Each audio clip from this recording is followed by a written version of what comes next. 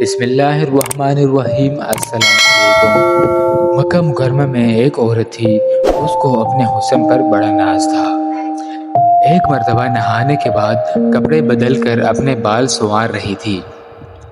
آئینے کے سامنے کھڑی تھی اور اپنے آپ پر بہت فریفتہ تھی کہ میں بہت حور پری ہوں۔ خاوند کو جب دیکھا تو اس نے بڑے ناز نخرے سے بات کی کہ ہے کوئی مرد ایسا جو مجھے دیکھے اور میری تمنا نہ کرے؟ تو خاوند نے کہا، ہاں ہے، عبید بن عمیر۔ یہ مسجد نبوی میں مدرس اور خطیب تھے۔ تو میاں بیوی کا تعلق عجیب سا ہوتا ہے۔ آگے سے کہنے لگی، تو دے مجھے اجازت، میں تمہیں دکھاتی ہوں وہ پھسلتا کیسے ہے۔ اس نے کہا، ٹھیک ہے، میں اجازت دیتا ہوں۔ عورت کو اجازت مل گئی اور وہ نکلی، پھر مسجد کے دروازے پر آ کر کھڑی ہو گئی۔ اب جب مولانا عبید بن عمیر رحمۃ اللہ علیہ مسجد نبوی صلی اللہ علیہ وآلہ وسلم سے باہر نکلے تو عورت نے پہلے اس طریقے سے بات کی جیسے کوئی مسئلہ پوچھنے کے لیے کھڑی ہو۔ تو مولانا کھڑے ہو گئے۔ اس دوران اس نے اپنے چہرے سے نقاب کو ہٹا دیا۔ اس کا خیال یہ تھا کہ جب وہ میرے حسن و جمال کو دیکھیں گے تو فریفتہ ہو جائیں گے۔ جیسے ہی اس نے ایسا کیا تو انہوں نے نظر ہٹا دی اور کہا، دیکھو کیوں ایسے کام کے بارے میں سوچتی ہو جس سے تمہیں دنیا میں بھی ذلت ملے گی اور آخرت میں بھی ذلت ملے گی۔ اب یہ الفاظ ان کے منہ سے اتنے درد سے نکلے، وہ شرما گئی اور واپس آ گئی۔ شوہر نے پوچھا، کیا بنا؟ کہنے لگی، کیا مرد ہی نیک ہوتے ہیں؟ عورتیں نیک نہیں ہو سکتی؟ میں بھی نیک بنوں گی۔ اس کی زندگی بدل گئی۔ اس کے بعد روز وہ خاوند سے عشاء کے وقت پوچھتی کہ تمہیں میری ضرورت ہے؟ اگر کہتا ہاں تو وہ وقت خاوند کے ساتھ گزارتی، اور اگر وہ کہتا نہیں تو جبہ پہن لیتی اور ساری رات جائے نماز پہ عبادت کرتی۔ اس کا خاوند کہا کرتا تھا، پتہ نہیں عبید بن عمیر نے ایک فقرہ بول کے میری بیوی کو نیک کیسے بنا دیا۔ شکار کرنے کو آئے، شکار ہو کے چلے۔ تو یہ کیفیتیں اس کی اس لیے تھی کہ پروردگار عالم نے اس کے دلوں میں ایک اثر ڈالا ہوا تھا۔ ایمان کامل ان کے دلوں میں تھا، اور یہ نہیں کہ صرف بڑے لوگوں کا یہ حال تھا، بچوں کا بھی یہی حال تھا۔ ایک باپ اپنے بیٹے کے ساتھ ساتھ جا رہا تھا۔ اس نے راستے میں آم کا باغ دیکھا جس میں پکے ہوئے آموں سے درخت لدے ہوئے تھے۔ بچے کے باپ کی نیت میں فطور آ گیا۔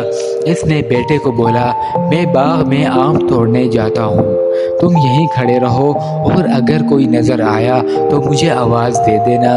اور باپ باغ میں آم چوری کرنے چلا گیا۔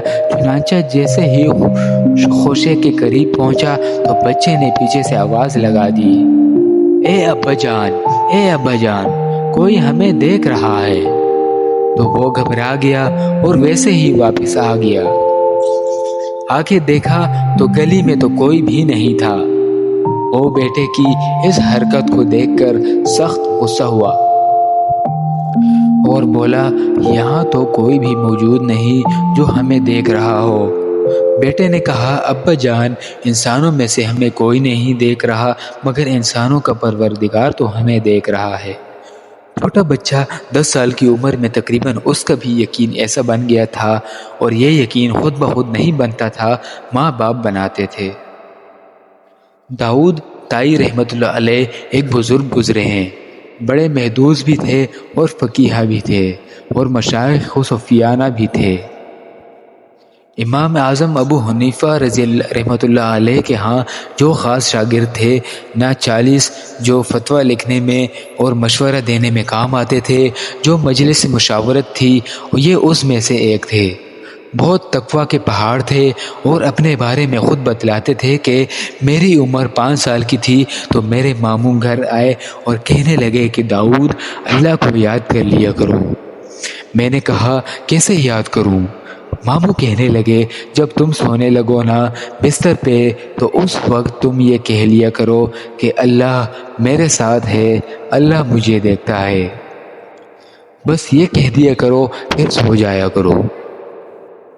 وہ کہتے ہیں میں نے کہنا شروع کر دیا، پھر کچھ عرصے بعد ماموں سے ملاقات ہوئی تو کہنے لگے اللہ کو یاد کرتے ہو؟ میں نے کہا ہاں۔ وہ کہتے اتنا ہی کافی نہیں بلکہ اب کچھ زیادہ اللہ تعالیٰ کو یاد کرو۔ تو پھر کہنے لگے میں سونے سے پہلے اللہ مجھے دیکھتا ہے، اللہ میرے ساتھ ہے، آنکھ بند ہونے تک کہتا رہتا۔ اب جو بات بندہ روز کرتا رہے اس کا دل پہ اثر تو ہوتا ہے۔ وہ کہتے ہیں میں بچہ تھا، ان الفاظ کے بار بار کہنے اور دہرانے سے میرے دل میں اللہ سبحانہ و تعالیٰ کا ایسا استحصار آ گیا کہ بچپن میں ہی دل میں یہ خیال پختہ ہو گیا کہ میں نے اللہ سبحانہ و تعالیٰ کی زندگی بھر کوئی نافرمانی نہیں کرنی۔ اللہ اکبر! بچوں کے والدین کس قدر پختہ یقین بنایا کرتے تھے۔ ناظرین، مزید اچھی ویڈیوز دیکھنے کے لیے ہمارے چینل کو ضرور سبسکرائب کریں۔ شکریہ۔